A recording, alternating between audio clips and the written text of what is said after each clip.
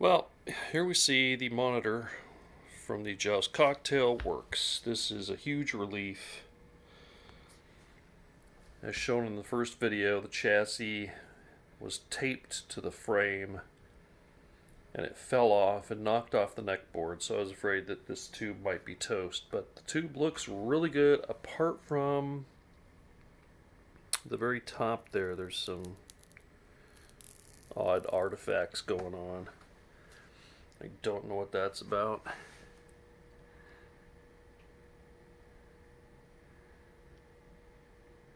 But it looks pretty darn good.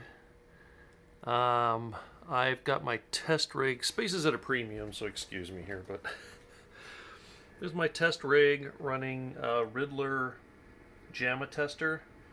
So that small board there with the 2 finger holes to make it easy to pull out of the JAMA harness.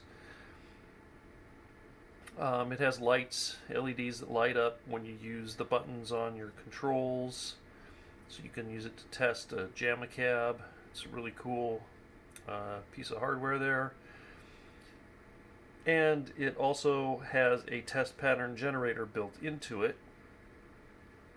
I currently just had this set up with just video out. So my test box has an isolation transformer in it and a JAMA harness, so you can see the power wire coming out that plugs into the wall to power on the test box, and then you can see a wire that goes to this monitor, which I will be cutting off here and putting the plug here because it's got a bunch of black electrical tape that tapes these 2 individual wires to what looks like a standard like Wells Gardner power connector. So instead of crimping wires, somebody cut that off, and I'm guessing maybe twisted the wires together and wrapped them with electrical tape. So that's gonna go. But again, this is the monitor just out of the game.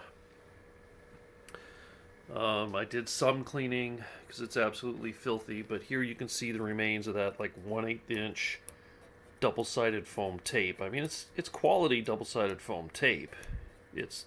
I'm gonna have to scrape to get the rest that's left off.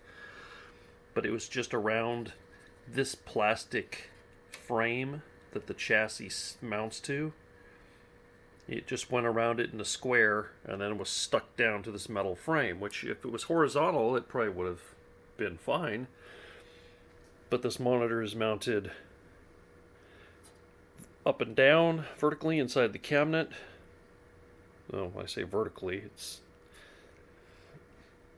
tube facing up is what I mean by vertically.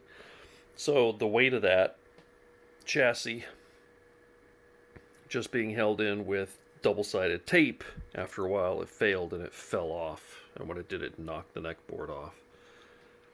But yeah, apart from lines at the top, it looks good. If my camera is making the colors look weird, that's just my camera. It's currently blue and it looks very nice blue. Back to what I was getting at here. If I had my controller plugged into my box, if I hit the buttons on the controller, it would change the test pattern generator to the color bars and different standard test pattern generator patterns. But I didn't plug it in because I just wanted to see if it worked or if the tube was dead. But it's working, so that is awesome. There's the remote board that has adjustments. And again, there's the chassis just sitting in there right now. This is the original monitor frame right there. Williams 609672 is the serial number of this Joust cocktail. So it's the original frame, but that is not the original tube. And that is not the original chassis. Again, I think that's a Hap Vision Pro. I think. It's not the same one that I have in the Double Dragon cabinet, which is right behind this. But different companies made Vision Pro, and Hap sold them as Vision Pro. So the one of my Double Dragons made by Tovis. And on its remote board it says Tovis. This one does not say Tovis. And it's got slightly different components. The one in my Double Dragon has more resistors and it has a capacitor on this remote board, so I'm not sure if this is a Tri-Res Vision Pro monitor or exactly what it is at this point. There are some markings on it, but I haven't tried to look any of them up to see if I can nail down exactly what it is. No idea if it's ever had a cap kit in its life. That little oddity at the top of the screen, not sure if that's something that would be due to capacitors or what, but with 98% of the screen looking pretty good at this stage, I'm just happy to see that that's what I've got.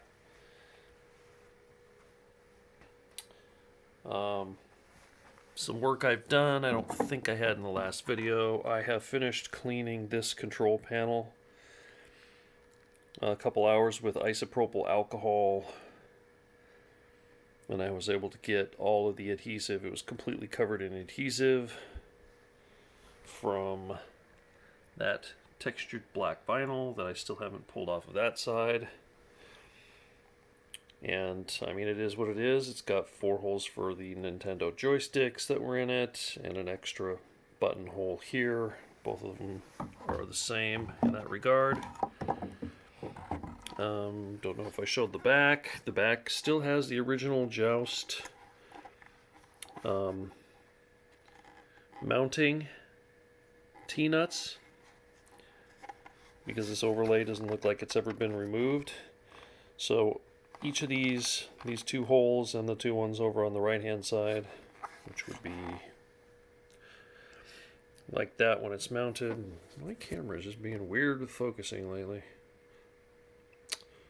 So yeah, the 4 bolt holes around that main opening actually have T-nuts on the top of the piece of wood that the original cocktail joysticks bolt into. And then I can see the black paint in this hole.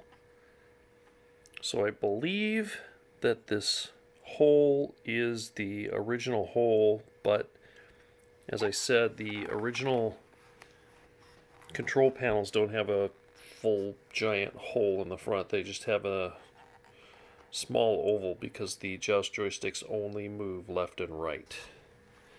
Now, we're starting to get into what am I going to do with this cabinet. Oh, one more thing before I go there.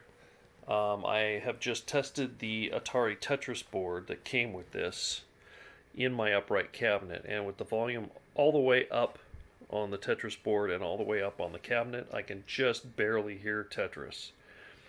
So that's actually a good thing.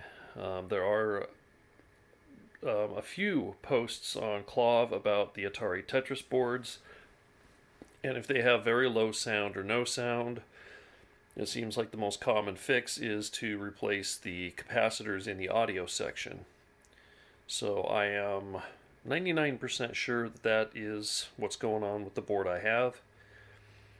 There's about nine capacitors that are underneath a heatsink for the audio amplifier, so it's a fairly enclosed space with a bunch of capacitors jammed all right next to each other, and they're 85 degrees Celsius capacitors, not 105 degree capacitors, in a very hot area of the board. So it doesn't surprise me that after 30 plus years, the capacitors are starting to fail or have failed.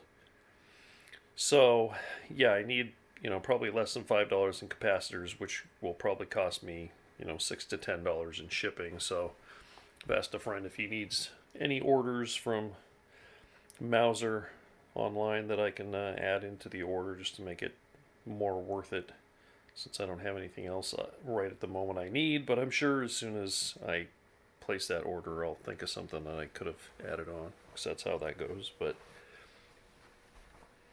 But yeah, very, very happy.